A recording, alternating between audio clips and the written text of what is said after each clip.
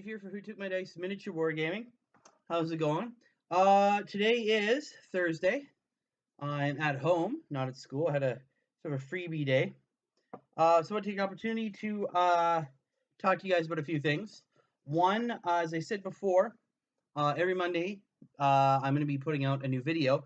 I decided that I was going to make it a video that's going to show the progress of my mixed Ultramarine / Base Wolf army. I'm actually surrounded by stuff right now. You can't see it, but I'll get to that in a minute. So every Monday you're going to see more and more progress. It might be a little bit, it might be a lot, depending on the time I have. But for instance, right now I'm actually building yet another Blood Claw. This is going to be the Wolf Guard leader. Just give me a second here. Yes, I have my list all made up here. Yeah, this is going to be my Wolf Guard pack leader for the pack of Blood Claws. They're actually right off the side here that I have already. I've decided to arm him with a Power Fist, a little Power Fist here. It's with the Space Wolf emblem on it. I'm actually going to make this guy without a helmet to help differentiate him. For the most part, he's going to be the same colors as the standard pack. But I do have a few things that are going to make it a little bit different. And I'm also going to be just show you some of the other stuff that I'm going to be adding to the army over the next coming weeks. Stuff that I'm in the middle of working on. There were those 5 Marines I've got finished. That's pretty much all I've gotten paid so far. But I'm going to switch down in a minute, maybe a few minutes. I'm going to actually start building this Battle Claw here, or Blood Claw. The other thing I want to mention is I know that consistency is one of the major things on Facebook, right? Facebook, YouTube. And I'm going to try being more consistent with the videos, the time they're coming out. That's why I said every Monday. Actually, one of the things I want to mention, I had a few people mention how they liked the way the Space Wolves are all sort of charging forward. There's actually a trick to make, a really easy trick that I want to share to getting them looking like they're kind of in the charging position. They're making static models look like they're moving, and that is when you're putting the foot, especially the running model, the running models here, with the base. Now I'm using a smaller base. That's fine. You want to maneuver the foot further back on the base, right? I'm using plastic glue, so it's going to take a few minutes to really adhere.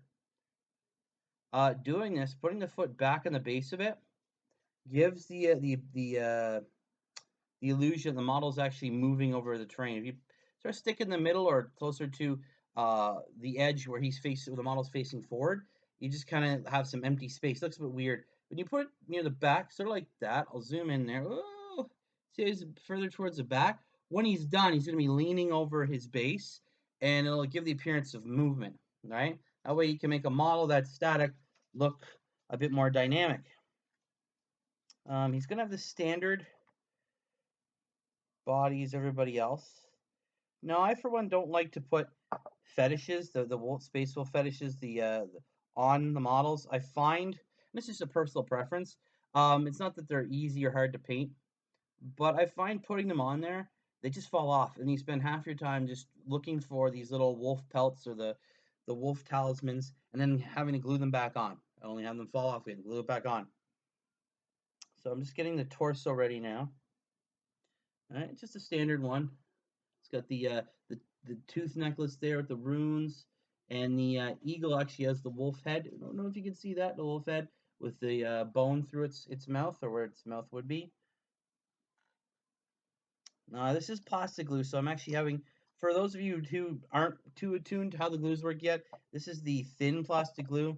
It's great for the little models, for small areas. If you did something, say like you're building like a Bane blade or something large, you want to use the thick plastic glue because that will adhere better. The thing with plastic glue is you have to give it a few minutes to work, right? It's still malleable even right away. If you use the super glue, it usually sticks like that. But plastic glue is different than the super glue as well. The plastic glue actually melts the model or the plastic joints together, so it actually fuses them, which is good and bad. It's good because your models are really stuck together. It's bad if you fall. They usually break somewhere other than the joint, and it's a pain in the ass to put together. Whereas super glue, if it lands, it usually pops at the joint, and you just kind of scrape the old glue off and put new stuff on. The other thing I'm going to show you, the other thing I've started building that's going to go along with the army. Basically, this army is going to be in line with what's happening in storyline now, the Fall of Cadia. So if you guys, I've got some spoilers here. So if you don't want to hear these spoilers, mute it. Whatever. Don't walk away. Don't leave. Don't stop watching. Just mute it. Okay, everybody muted.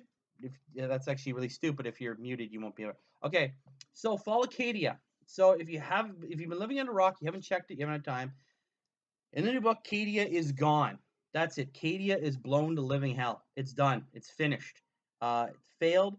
The heroes that they've released managed to escape, along with a lot of the forces, the Black Templars, the Sisters of Battle.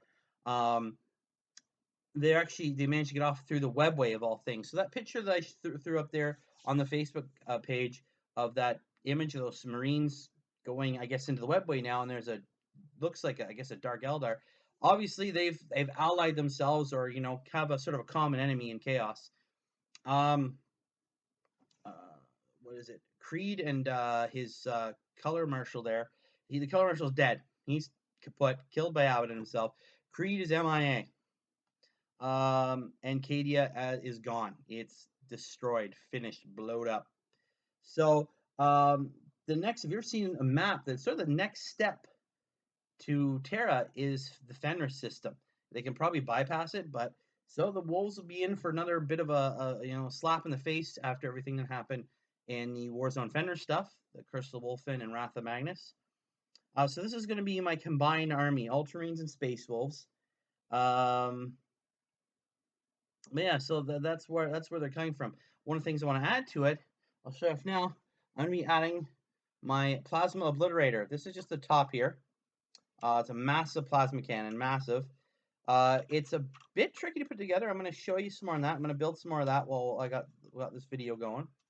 So that's another thing I'm going to be adding to that, and I'll show you some tricks with that because that is a tricky kit to put together. So now the legs should be good. I'll put a little more glue on here.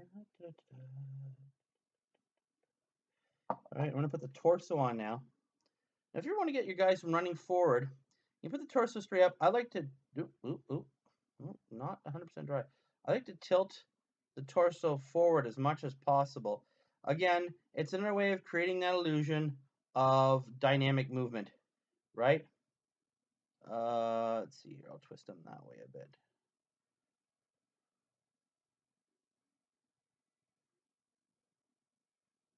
Actually, if I twist them that way. Yeah, twist them that way. There we go. So I'm gonna let those dry up a bit. By moving the torso forward on the body, you're leaning him forward. It gives even more of that illusion of forward momentum. I've done it on pretty much all these blood claws here. They're all moving forward. The torsos are all lean forward as much as I possibly can. Even my Wolf Lord, same thing. He's just running forward. Torso is bent forward a little bit.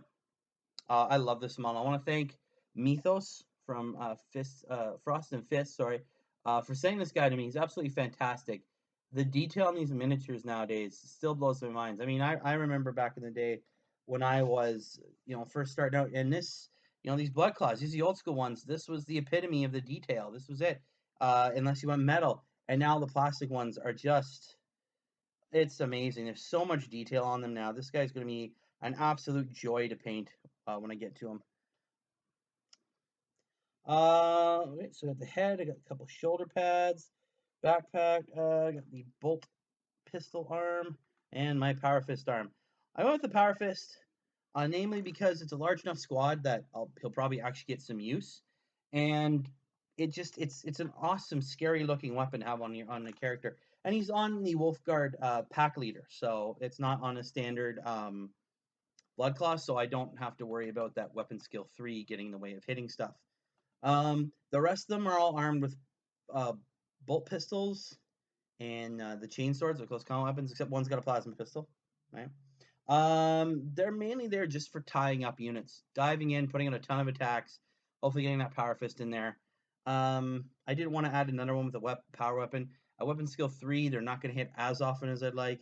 I know it's being kind of snarky about it, I guess, that 1 point weapon skill, but it in the end it does mean I'm going to be missing a bit more in combat, and there are certain units going to be hitting me better than I've hit them, so I don't want to be putting extra points in a unit that I'm really going to just waste. I'm not always super concerned about points, but I do like, to be still competitive even while being fluffy. So I'm just going to finish this guy up here. I got the torso and the foot seems good. So I'm just going to put some glue here. The other thing about plastic glue, when you're building these models up, it allows you to sort of get the arm on where you want and then maneuver it if you have to. Like I'm trying to do right now, I'm trying to get a good, there we go, that seems right. So I'm just trying to, get this arm. I may have put a little bit too much glue. I just want to get this arm in the place where I want it. Come on. There we go. Now I still have the opportunity, even with it drying, to kind of maneuver the arm a bit. That way I get the position I want. With super glue, it's kind of on, then it dries, and you're kind of stuck in that one position, and you don't really have time to adjust. That's good. We'll leave that arm there. Yeah, so I'm really having a lot of fun. It's been a long time since I built such a large unit. I mean, large for Space Marines. I usually build 5 or 10-man squads, but to have one that's going to be 12 men right now, yeah, it's 1, 2, 3, 4, yeah, 12 men, including the pack leader. I'm not really used to that. Kind of did that with my Black Templars ages ago, but no, it's fun. So we're going to get to that. As for painting these guys, I'm actually thinking of going out and picking up that the new Space Wolf painting kit they have. They're the smaller paints, just sort of like the starter paints that I painted my Ultramarines with, which by the way was a fantastic set. I'd recommend if you're even if you're a veteran, you've been doing it for a while, but you're thinking maybe I'll get into Space Marines, pick it up. It gives you some awesome Marines that even though they're not they're what 5 pieces altogether, I think, with the base, because the feet are actually on the base and the legs slide in. It's a great way to get used to it. You get you get some paints, you get a nice brush, you get some awesome models, you get to test out whether you like Marines or not. I'm probably gonna get the Space Wolf one for them, just so I have a standard color throughout. Hopefully there's enough in there. I hope there is. But yeah, and that way I can paint all the colors I need. Obviously, even with these Marines, I went beyond that. I wasn't. I wanted some other colors, some other depth that isn't in the box. Plus the orange isn't in there. All right, so I'm gonna put on the other arm now.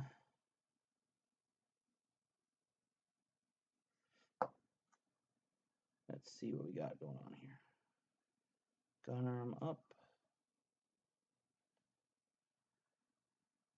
Gun arm down. Oh no. Oh, see, there we go. Bad idea.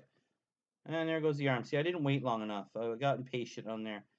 So I'm gonna just wait a little bit longer for the arm there.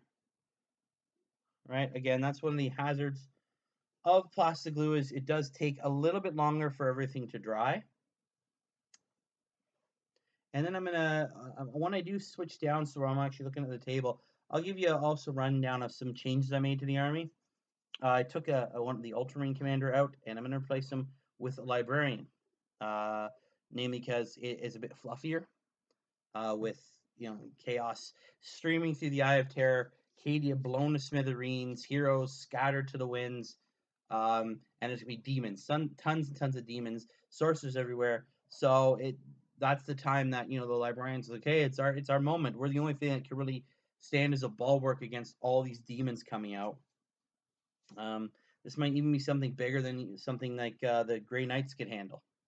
It's gonna be crazy to see who dies and who lives in the next bunch of books. This is really getting kind of like the end times in fantasy, where people died, realms are destroyed. They actually blew up Cadia. It's gone, finished, which is crazy. So like that, the Cadian gate is now broken wide open, and chaos can just start just spewing forth. That's kind of gross, actually. I should say that word. Anyways, it's just exploding out, and they're just going to hit everywhere at once, probably. Though, of course, their main goal will be Terra. Now, some of the other rumors I've heard, and I hope they're true, and I kind of don't. I'm going to mix them. Apparently, the very first Primarch, loyal Primarch, who say it's coming back, is rumored to be Guiliiman, which is cool for me and not cool. Cool because Who doesn't want Guiliiman? I hope they make a model for it. I hope they don't just say use the Forge World one. I hope they make their own plastic model for it with maybe, you know, different pose. I was never a fan of that Forge World one. I was hoping for something more dynamic, like him on the charge, not just standing there with his sword out, right? Bad because it just doesn't make any sense to me. You just had Games Workshop just did the Wrath of Magnus. They brought back Magnus the Red in his Demon Primarch form, which is absolutely amazing. You think after Fenris got hit that hard, more spoilers here if you haven't read it. I'm gonna give you a ton of spoilers. I'm sorry, this thing is spoiler filled, so I'm sorry. He was Magnus actually at the end was able to get the planet of the sorcerers into the real realm, and it's floating over what's left of Prospero. There's a massive warp storm there, right? You think that after all that, after his home world is attacked, and it seems at the perfect time for the Wolf time, that Russ wouldn't be the first one back. It makes sense to me that Russ would be the first one back. He'd pop back in and go, "You did well, my sons. Now we take it to the enemy." And, you know, to get reports, Cadia has fallen. It's gone to hell. It seems like the perfect time for Russ to come back. But they're saying the rumors are Guiliiman. I hope they're true, and I hope they're not true. It just fluff-wise, story-wise, it doesn't make sense that a guy on the Eastern Fringe wakes up and reappears before someone whose homeworld, Fenris, is literally lying in the path between Abaddon and Terra. That's my take on it. All right, so there he is so far. Kind of got him in a running pose. He's got the arm out, bolt pistol up. I don't know if I should maybe move that back a bit. I don't know. It's hard to say. Actually, looks pretty cool too.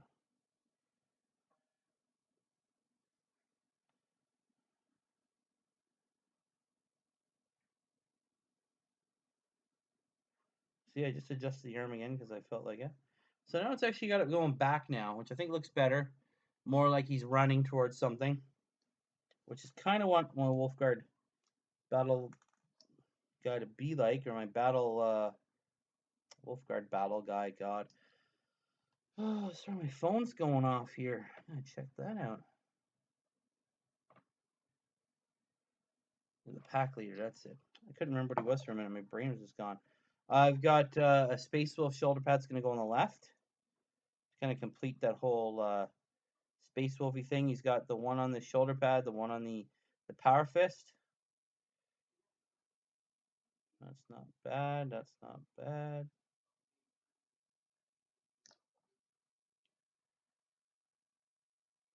And then I have a bear one on the other side, which is going to have the pack markings, which I haven't decided on yet. So if anybody wants to throw me some ideas about pack markings, that'd be cool.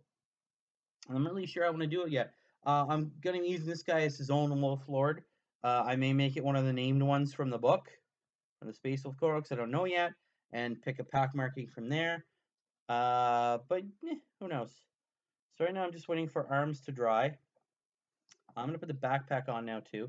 This time, this is the point where I just didn't like to throw everything on at once, and it allows me to sort of make sure the backpack is aligned properly. I've had it a few times where I've put backpacks on and I haven't paid attention properly to where I'm putting them, and they end up looking crooked. So then I have to like try and rip them off. And when it's plastic glue, it's a pain in the butt. They usually don't come off, which is kind of what you want. But when you make a mistake, just trying to get it all on now. If you notice looking closely, you can see there's some definite shade differences in the plastic there. So the torso, the legs, and the backpack are the old school Space Wolf bits, and obviously these ones are more made with the newer plastic. I'm just gonna let that stuff dry up, and then we'll put the head on. And I'm gonna be using this little head right here. Woo! Don't know if you can see him properly. He's one of the old school ones again that came with the set I got for my friend. It's the I don't know if you can see him well, but there you go. You have the big sideburns, the hair sticking up. Again, I'm giving him the bare head to differentiate him from the rest of the pack. That way I don't get confused in battle and I miss out. I mean, obviously, sometimes even if he's got a power fist, you miss you don't see it properly, and you move him out of turn, or you move him where you didn't want to, and go, oh man, this way he's differentiated. I mean, it's not like with my Ultramarines here where I can pick up the sergeant's helmet and go, there you go. So that's my veteran sergeant for that squad. It's easy to see the red helmet. It stands out. The red and white stand out from the rest of the blue. All right. So yeah, the next thing I'm gonna want to add to this. I mean, I have. I'll get to that in a second. I've got a drop pod for this tactical squad. I'm thinking of getting a storm wolf for these guys. And the reason I want to get a storm wolf is because basically the way the game is right now, with such a heavy bias at shooting over close combat, it's hard to get close combat troops where they need to go.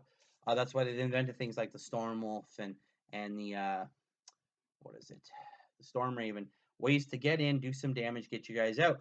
So it's definitely going to need Storm Wolf with all the firepower that's on that. A great way to lessen the numbers of what I'm going to attack, and these guys can charge out and dive in. That's always the key part. Whenever you want to charge something, I talk about this in my Tactica video. When you're charging something, make sure that you do some damage to it first. Don't just charge in blindly, hoping that your bolt pistol rounds will be enough to lower your opponent's numbers. Get your transports there, get some support, do some damage, knock that unit down, then overwhelm it. That's the best way to do it. Even if you're like Space Marines, like, oh, it's just guard. Well, if someone's got 20, 30 guard in a squad, that's 20 or 30 shots that have the potential to hit you. Now, obviously, they're hitting on sixes, but that's still enough that you may actually whittle down your squad enough that you may not kill it on the first turn, or you may get stuck there and just get ground down slowly, just the numbers, right? Tactically, they make some more sense. You go in, you do as much damage, try not to wipe the unit out, especially if it's a close combat unit, but do enough damage that it's weak enough so when you go into close combat, the shots coming back onto you are negligible and you can overwhelm and destroy it. Now, sometimes you hear about people saying that you should try and win on your opponent's turn. I agree with that. It's another little tip. If you're going to close combat, I know it's hard, try to be aggressive, not too aggressive. Make sure you wipe out your opponent's unit on their turn. That way you're free to move again on your turn. If you wipe it out on your turn, you're kind of stuck out there in the open unless you've managed to get into some close combat, into some difficult terrain or some cover or something that will help absorb incoming shots. The Ultramarines will use the drop pod for a completely different reason, to get them where they go so they can open fire and shoot. The Ultramarines are going to be the long to close range fire support. The Space Wolves are going to be the close combat force, in your face stuff. Get them when they're down, sort of stuff, right? The Marines do the damage. The Ultramarines, I say, do the long range damage. Whittle squads down, the Space Wolves come in and mop up. Not that the Marines can't handle their own combat, but I'd rather leave it to the close combat psychos that are the Blood Claws. I love Blood Claws. I will not. I will pick Blood Claws almost everything other than a good tactical squad, because what's better than a bunch of howling young Space Wolves wanting glory and victory, just howling as they charge in close combat? It's a really epic visual to me. So the body looks like it's pretty much ready now. So I'm going to glue the head on. Just need a little bit of glue in here. A little bit. And I just lost my cover. Where did that go? There it is. Don't want my glue to dry out. And I just twist his R head a little bit.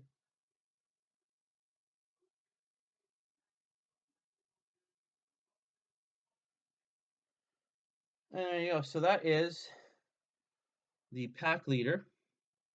He's got the power fist, the bolt pistol there raised up. He's on the charge. Sort of leading from the front is what I wanted him to be. Searching out next target. He's got his bare head. Still got some of the Space Wolf fetishes on there. The tooth and the symbols a lot. And there you go. So that gives me a grand total of 12 Blood Claws and a Wolf Lord as a start of my Space Wolf army. So what I'm going to do now is I'm going to switch it over to sort of as one of my friends on YouTube here, Tattoo for You Richard says, a table down view. I love that. I've used it before. I got to give him credit for it though. Table down. It's the best way to do it. Best way to say it. I love it. So I'm going to do that now, and then we'll come back to this afterwards. All right, here we go, guys. Table down view. So you can see right there's my Ultramarines. So there's 3 more Marines I'm going to be adding. I have another one who was in the being process of being recovered. He fell and broke in half. Luckily, it was with super glue, so I just broke the joint, but I have to repair him. So it's the original 5. I have another one with another Marine there, sorry, with the bolter. He's got the Ultramarine symbol there. This one is sort of a veteran guy. She's actually got the shoulder pad and the head from the Ultramarines upgrade. He's got a robotic arm, whoa, from the old Iron Hands upgrade sprue. And I've got a veteran shoulder pad on there. And the cool thing with the bolter there, no, that's not a specialized one. I actually made that one myself. That's just a bolter with its standard clip cut off, and I had an extra storm bolter, so I clipped its clip off and added them together. So I have sort of a specialized bolter for him. And of course, I have here the multi-melta. I've already started painting him a bit. He's just got some purity seals on the multi-melta. I gave him one of the heads with the that's got the cybernetic, basically whole left side of his head, and he's also got another Ultramarine sprue on there from the or shoulder pauldron from the upgrade pack. And of course, I've replaced the captain with this librarian. It's the Intermin armor. It's the old metal one, so it's got some weight to it. I gave him the storm bolter. He's got his force staff there.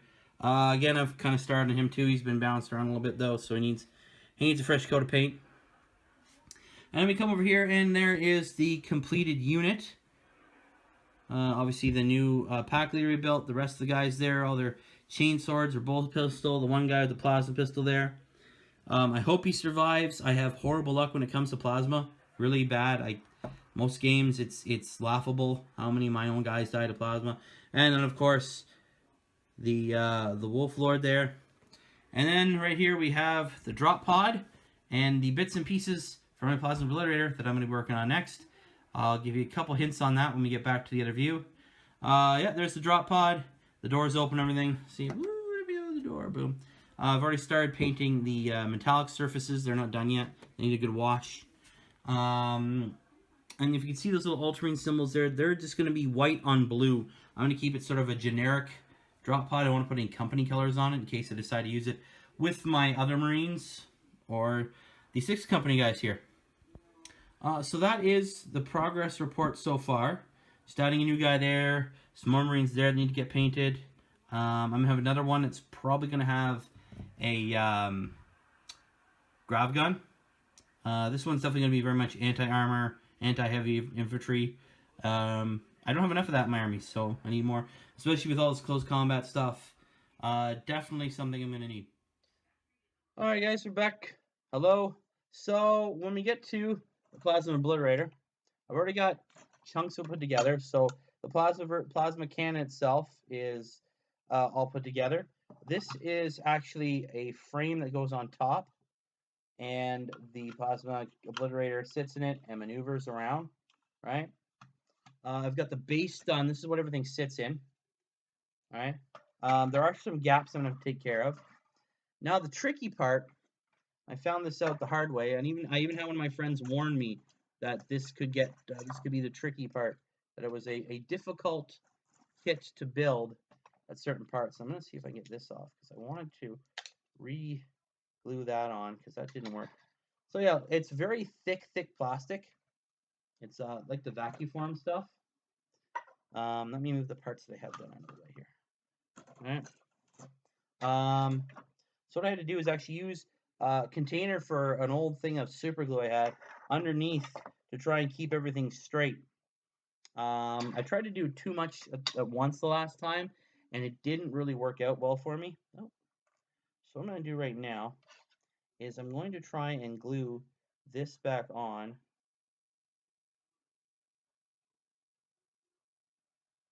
I'm going to try and glue this back on here onto this portion here. It's a bit difficult because you gotta loop it over and get it in the proper position, which is difficult.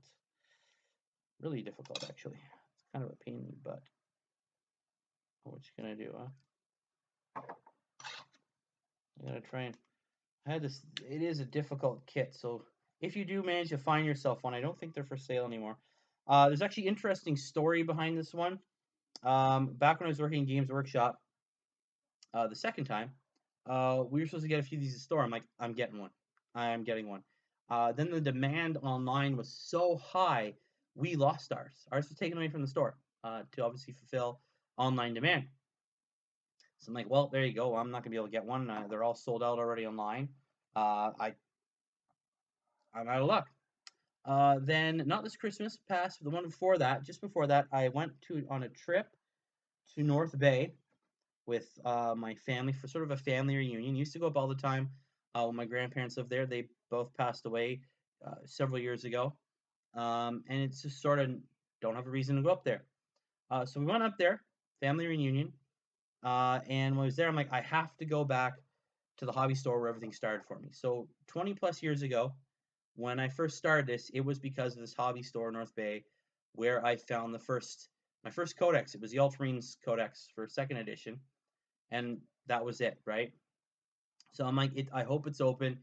Things have been rough for hobby stores the last little while. It's still there, and funny enough, it actually moved diagonally across the street. So I went there. Obviously, the store's changed. It was the exact same store. I'm not sure if it's owned by the same people, but I went in there, and what do I see but two of them, right? So I'm like, oh, I have to grab one. It was on sale too. They reduced the price, so yay. Um, and here it is. It was amazing that I was actually able to, and kind of funny and weird at the same time, that going back to the store that I originally started at 20 plus years ago, and it would have the one thing I was looking for at the time. It was kind of nice going back. Obviously, the store had moved. It was a different location, not that far from the original one. New people, obviously, things have changed a lot in 20 plus years. But it was kind of a going full circle. I went back to the place I began in, and I picked up something new to start something fresh. So that is looks like it's gonna. I'm gonna need to put some more pressure on that. Now, see, the problem with this part here is you have these four different locations. You got to fit them together and fit it around the central um, sort of pylon in the middle. And I tried to do it last time and it just didn't work out very well. I have a new trick here. That's why I don't like to throw these things out. Things like this can always become invaluable later on. At this point, it's just something to help me keep this from falling apart when I put it together. Sorry, it's my phone going off there.